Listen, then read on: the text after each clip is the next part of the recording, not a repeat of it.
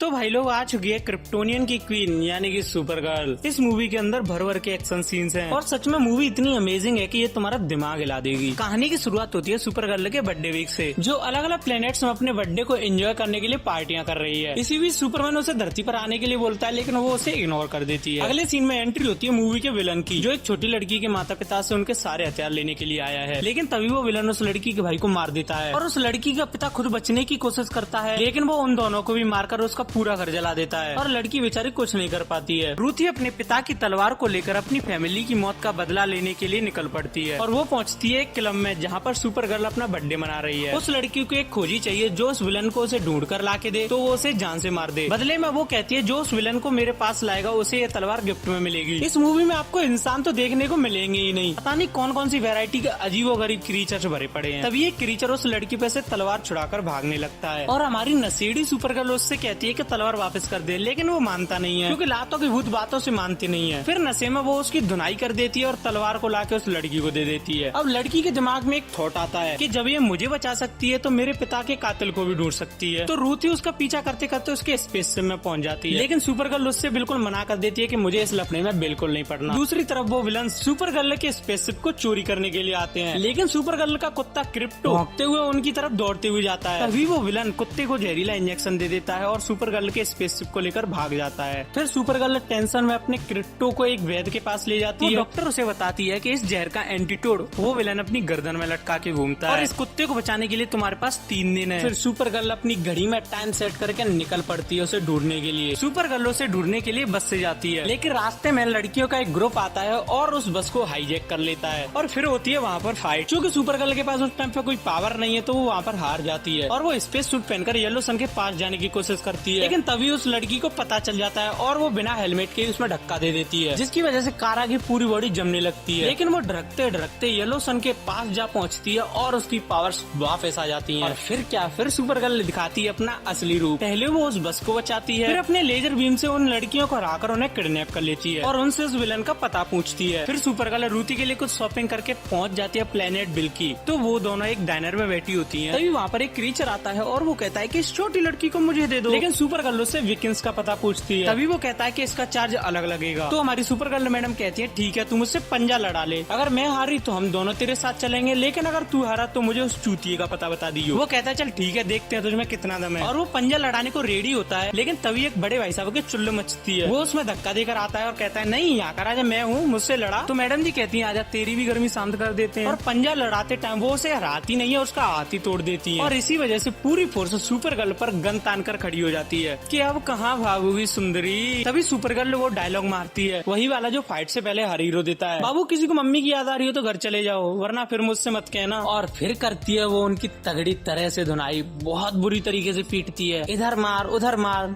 चटनी बना देती है सबकी। और उसी पल में उनकी मुलाकात नोवो से हो जाती है, जो कि एक हंटर है और पैसों के लिए वो किसी को भी उड़ा देता है। तब वो डाइनर वाली लेडी सुपर गर्ल को अपने घर ले जाती है और कहती है कि विकिंस का पता मैं तुम्हें बताऊंगी, लेकिन सुपर गर्ल को ये पता नहीं होता कि ये मुझे चूतिया बना रही है। तभी वो लेडी और उसका हस्बैंड कारा को चूना लगा के उसे जहर दे देते हैं और बताते हैं कि हमने विकिंस के साथ डील की है, अगर हम तुम दोनों को उसे सौंप देंगे तो वो हमारी बच्ची को वापस कर देगा। अब सुपर गर्ल पर धीरे धीरे जहर असर कर रहा होता है, तभी वहाँ पर विकिंस और उसकी आर्मी एंट्री ले लेती है और जब तक सुपर गर्ल का जहर कम नहीं होता तब तक वो मार खाती रहती है। फिर जब उसका असर कम होता है वो कहती है तुम्हारी ऐसी की तैसी, और फिर करती है वो कुटाई चालू, एक मुक्के से ही हवा में उड़ा देती है सबको। फिर विकिंस किडनैप की हुई सब लड़कियों को अपने पास बुलाता है और उस कपल की बच्ची को मारने के लिए बोलता है। तभी वहाँ पर नोवो अपनी रॉयल एंट्री लेता है, जो एक आदमी के पीछे है जिसके ऊपर इनाम लगा है। वो चुपचाप उस आदमी को पकड़ के ले जा रहा होता है, तभी एक दूसरे इंसान के चुल्लू मचती है और वो नोवो को रोक देता है। नोवो को आता है गुस्सा और सुपर गर्ल और नोवो उन दोनों की करते हैं बहुत बुरी तरीके से धुनाई। इधर रूथी अपना अलग ही प्लान बना रही होती है, क्योंकि विकिंस उस बच्ची के पीछे पड़ा होता है उसे मारने के लिए और रूथी विकिंस के पीछे पड़ी होती है विकिंस को जान से मारने के लिए। और इसी छुपम छुपाई के बीच विकिंस उस बच्ची को भी मार देता है और उसकी फैमिली को भी मार देता है और सुपर गर्ल बहुत ज्यादा इमोशनल हो जाती है, क्योंकि उसने भी अपनी फैमिली खोई है, बिकॉज वो ऑलरेडी रूथी को अपना पास्ट सुना चुकी है कि कैसे उसने अपनी आंखों के सामने अपना परिवार खोया था। फिर सुपर गर्ल को आता है बहुत ज्यादा गुस्सा और वो वहीं से एक चोंच वाले इंसान को पकड़ के बोलती है, ए चोंच वाले मुझे जल्दी से विकिंस के पास ले चल। तो वो उसे अपनी स्पेसशिप में बैठाकर ले जाता है और उसे विकिंस के प्लेनेट पर जाकर छोड़ देता है और वहाँ पर पैर रखते ही कारा का दम घुटने लगता है। तभी उसे पता चलता है कि बेरेंटॉन प्लेनेट है, जो कि येलो और ग्रीन सन का चक्कर लगाता है। ग्रीन सन का मतलब है क्रिप्टोनियन के लिए मौत। फिर रूथी उसे खींचकर एक गुफा में डाल देती है और विकिंस का आदमी रूथी को पकड़कर जेल में बंद कर देता है। वहीं नोवो भी बंद होता है। फिर रूथी अपना दिमाग लगाती है और वहाँ से भाग निकलती है और नोवो को भी छुड़ा देती है। तभी उस प्लेनेट पर दिन हो जाता है, यानी कि येलो सन। और फिर कारा अपना सुपर गर्ल वाला सूट पहनकर सूरज से खुद को चार्ज करके जाती है उस विकिंस के पास, जो रूथी को जान से मारने ही वाला होता है। तभी सुपर गर्ल अपनी वुमेन पावर दिखा देती है। फिर वहाँ पर भी एक जोरदार फाइट होती है। तभी विकिंस क्रिप्टोनाइट का जहर सुपर गर्ल की बॉडी में डाल देता है और बोलता है कि बच्ची